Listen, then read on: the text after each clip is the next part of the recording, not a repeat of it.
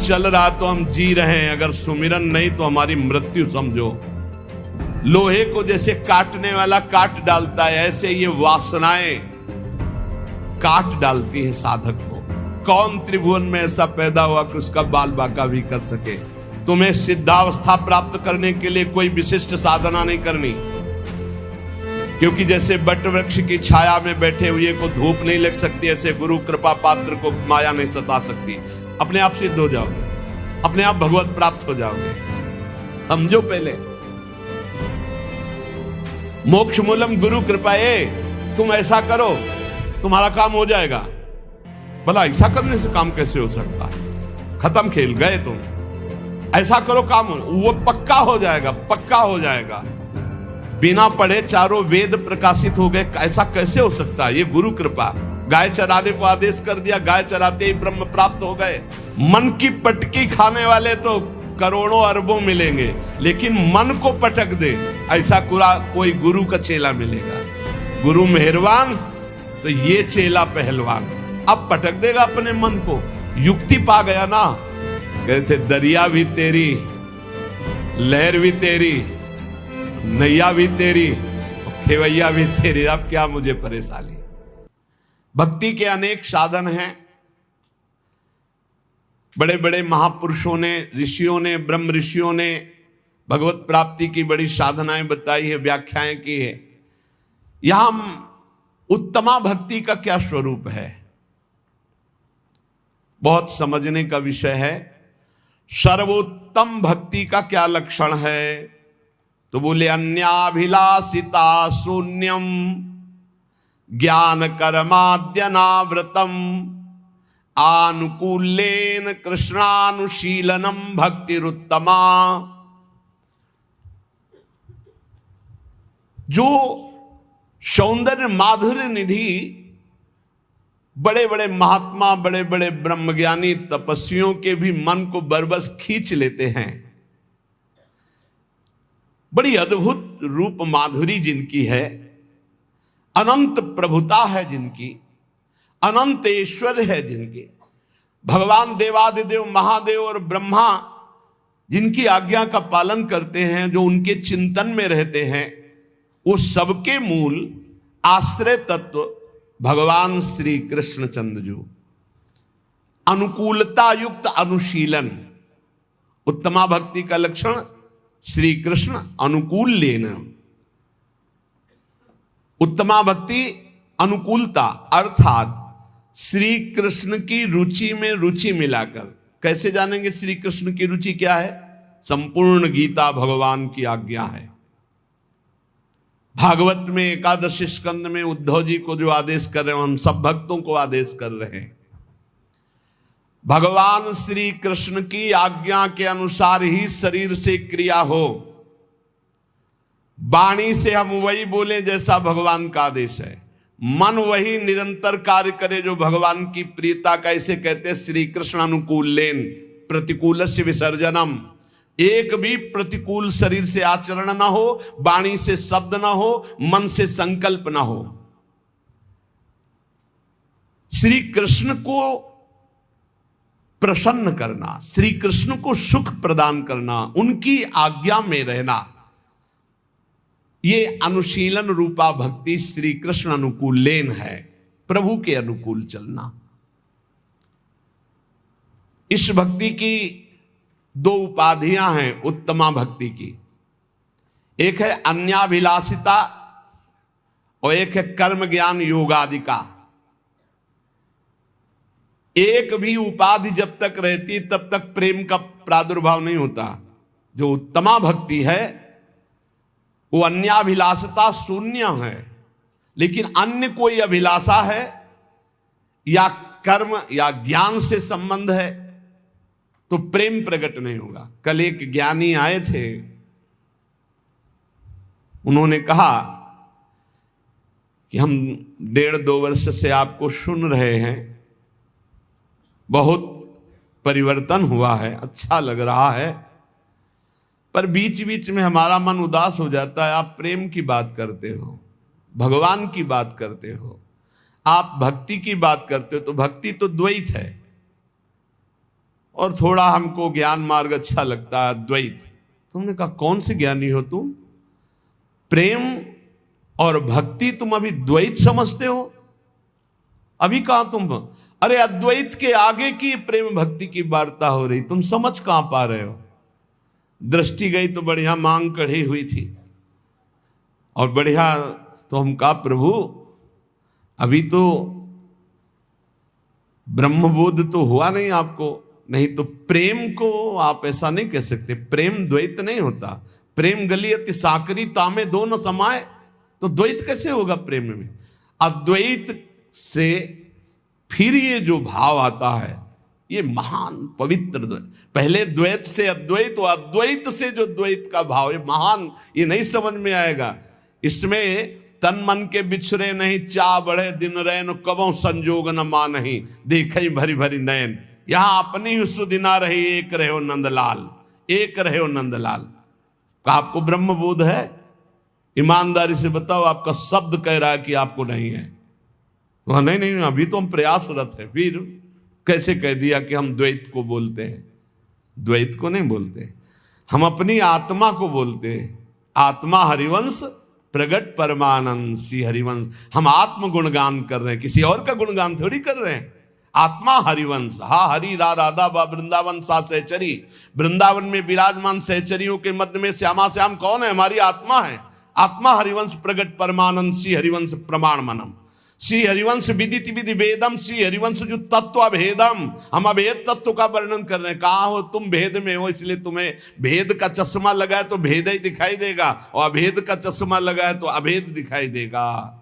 कर्म ज्ञान योग आदि मिश्रण नहीं है हमारी भक्ति में, ये विशुद्ध भक्ति है। अब या में मिलो नहीं मिले न कछु, जब खेलत रास सदा बल में। अभिलाषा भोग कामना की और मोक्ष कामना की, इन दोनों की कामनाओं का त्याग करने वाला अन्याभिलाषता शून्य है, ना भोग की और ना मोक्ष की। और यहां ज्ञान अहम ब्रह्मास्मि, इसकी जरूरत नहीं है। यहां योग हठ योग आदि की जरूरत नहीं है। यहां कर्म किसी फलाकांक्षा से नहीं होता है, किसी लौकिक पारलौकिक भोगों के लिए नहीं होता है। हां, यहां ज्ञान है क्या? भगवान की दिव्य मंगलमय रहस्य का, स्वरूप का, भजन का, तत्व का, सब में विराज। सर्वान वस्तु तया निरीक्ष परम स्वाराध्य बुद्धिर्मम। यहां योग है पर हठ योग नहीं। यहां चित्त की वृत्ति का निरोध करके निरंतर प्रियालाल में स्थित रखना, ये योग है। भगवान के रूप गुण लीला चरित्र आदि में तल्लीन रहना, ये योग है। यहां कर्म है, लोक परलोक के भोगों के लिए नहीं, प्रियालाल की सेवा के लिए। तो ज्ञान योग, अष्टांग योग या कर्म योग यहां इस तरह से नहीं है, प्रेम भक्ति का वर्धन करने वाला है। जो सकाम भक्त है, प्राय लाखों भक्तों में कोई एक निष्काम होता हो तो होता हो, उसमें भी संशय है नहीं। लोक परलोक की, मोक्ष की, कल्याण की, पापनाश की, सुख की कामना कुछ न कुछ बनी ही रहती है। सकाम भक्ति 3 प्रकार की होती है। जो भोगों की चाह, या हमारा नाम हो जाए, हमारी कीर्ति हो जाए, हमारा ऐश्वर्य हो जाए। बड़ा विचित्र खेल है। अपना नाम करना, गुणगान प्रभु का गा रहे हैं, नाम अपना चाहते हैं। कीर्ति प्रभु की गा रहे हैं, कीर्ति अपनी चाहते हैं। प्रभु की बात कर रहे हैं, प्रतिष्ठा अपनी चाहते हैं। भक्ति का स्वांग है, कामना है, यश कीर्ति नाम प्रतिष्ठा, विषय भोग, ऐश्वर्य, समुदाय।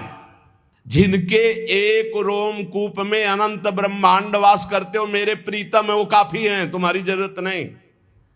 तुम्हें जरूरत हो तो आओ, हमें तुम्हारी जरूरत नहीं है, तुम्हें जरूरत है तो द्वार खुला है। दिखरावा माते तिन अद्भुत रूप, प्रचंड रोम रोम प्रतिलागे, कोटि कोटि ब्रह्मांड ब्रह्मांड निकाया, निर्मित माया रोम रोम प्रतिवेद कहे। आए हो तो भगवान है, आप हमारे आदर है। कभी ना आओ तो प्रश्न नहीं होगा। आए की हुज्जत नहीं, गए की तलाश नहीं, भरोसो दृढ़ इन चरणन के रो। जब हमारे अंदर सकामता होती है तो विषय भोग की, यश कीर्ति की, ऐश्वर्य की, मान प्रतिष्ठा की, तो वो भक्ति रूप ले लेती राजसी भक्ति। और जब किसी को दंड देने की, हिंसा की, पीछे आपने सुना होगा जो राधा कृष्ण में भेद बुद्धि करते हैं, जब तक सूर्य चंद्र रहता है तब तक कालसूत्र नरक में रहते हैं, सुना हो? तो नरक भोगेगा, तुझे कोई नहीं बचा सकता, क्योंकि ब्रह्म ऋषियों ने लिखा है। वो साप नहीं है, वो क्रोध नहीं, वो हिंसा नहीं, वो दंड नहीं, वो जो दंड विधान लिखा हुआ है, जैसे अभी का जो परा स्त्री से भोग करता है वो इस नरक में डाला जाता है, और वहां लोहे की तपती हुई स्त्री से हजारों वर्षों तक उसका आलिंगन कराया, ले भोग। अब ये साप नहीं है, ये दंड विधान है। उस विधान का फल वर्णन किया जाता है। जो दूसरे की हिंसा करने के लिए, दंभ दिखावा करने के लिए, मत्सरता, ईर्ष्या, द्वेष, ये तामसिक भक्ति। भक्ति तो करता है पर तामसिक भक्त है। और जो अपने मोक्ष की कामना, पाप नाश की कामना, कैवल्य परम पद की कामना, इसे सात्विक भक्ति कहते हैं। लेकिन इन तीनों भक्तियों से ऊपर उठी हुई उत्तमा भक्ति होती है। उत्तमा भक्ति चित स्वरूपा होती है। इसके तीन भेद होते हैं। पहला साधन भक्ति, दूसरा भाव भक्ति और तीसरा प्रेम भक्ति। इंद्रियों के द्वारा सारी की सारी चेष्टा प्रभु के लिए होना, जैसे नाम कीर्तन करना है, नाम जप करना है, लीला चरित्र सुनना है, सेवा करना है, परिक्रमा करना, इंद्रियों के द्वारा, कर्मेंद्री, ज्ञानेंद्री के द्वारा मन सहित सारी चेष्टाएं प्रभु के लिए होना, उसे साधन भक्ति कहते हैं।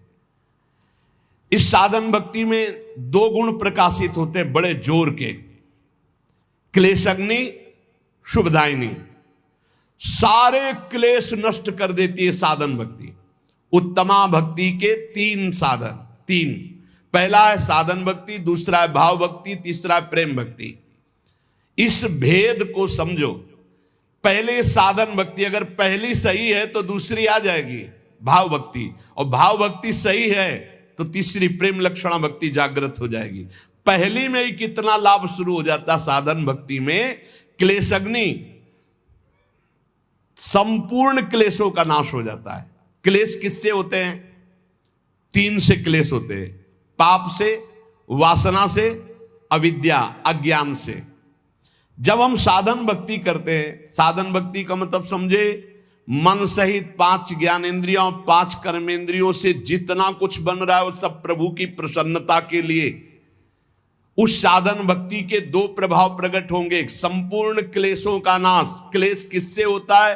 तीन बातों से। पाप से क्लेश होता है, वासना से क्लेश होता है और अज्ञान से क्लेश होता है। ये साधन भक्ति में ज्ञान प्रकाशित हो जाता है, संपूर्ण वासनाएं भस्म हो जाती है और पाप नष्ट हो जाता है। इसलिए क्लेशग्नि, संपूर्ण क्लेश का नाश साधन भक्ति में ही हो जाता है। और शुभदायिनी, कभी कभी अज्ञान के कारण आरोप भगवान में करते हैं कि भगवान हम पर कृपा नहीं किए, इतनी भक्ति की, इतना नाम जप किया, लेकिन पूर्व प्रारब्ध जो है वो बहुत बलवान है। जब शरीर रचा गया उसी समय प्रारब्ध रचा गया, आपके साथ घटनाएं घटेंगी, इसीलिए नाम जप कर लो। प्रारब्ध और अप्रारब्ध। प्रारब्ध जिसका पाप फल प्रकट हो चुका है, भोगो। अप्रारब्ध अभी आने वाला है, पहले से निश्चित है कि 55 वर्ष की अवस्था में आपको ये भोगना है। पक्का भोगोगे, चाहे जितना भजन करो। भोगने की सामर्थ्य भजन से मिल जाएगी। प्रारब्ध को मिटाना बहुत कठिन है, और जब मिटाने वाला भजन हो जाता है तो मिटाने की इच्छा नहीं रहती, क्योंकि भगवत प्राप्ति के नजदीक पहुंच चुका है। तो लौट कर कौन, जैसे सांप अपनी केचुल की तरफ नहीं देखता, ऐसे भगवत प्राप्ति के योग्य महात्मा शरीर की तरफ नहीं देखता। तो पाप का बीज वासना है, इससे हमारे पूर्व पाप हुए। दो प्रकार के प्रारब्ध बन चुके हैं, एक प्रारब्ध एक अप्रारब्ध। प्रारब्ध जो हम भोग रहे हैं, अप्रारब्ध जो आगे भोगने वाला है। पाप की बीज वासना इस जन्म भी पाप करा रही है, तो हम जब साधन भक्ति करते हैं तो इस जन्म की वासना का नाश होता है, और पूर्व स्टॉक जो पापों का है उसका नाश हो जाता है। और अविद्या जिसके कारण पाप हो रहा था, वासना बन रही थी, उसका नाश हो जाता है, पर प्रारब्ध बना रहता है। ये अज्ञानी जन ना जानने के कारण कहते हैं कि अरे भजन शुरू किया, बड़ा कष्ट भोग रहे हैं, तो क्या भजन का फल है? अनंत जन्मों से भोगते चले आ रहे हो, पाप कर्म करते चले आ रहे हो, तुम्हें पता नहीं। लोगों की समझ में ही नहीं आता। मछली को जल तरोई कहते हैं, तो तुम कौन सी तरोई होगे? तुम्हें भी पता होना चाहिए। पक्का मत्स्यावतार भगवान ने लिया है कि नहीं लिया? मत्स्यावतार भगवान ने लिया है, और तुम मछली को जल तरोई करते हो, कढ़ाई में तल के खाते हो, तो तुम भी तले जाओगे।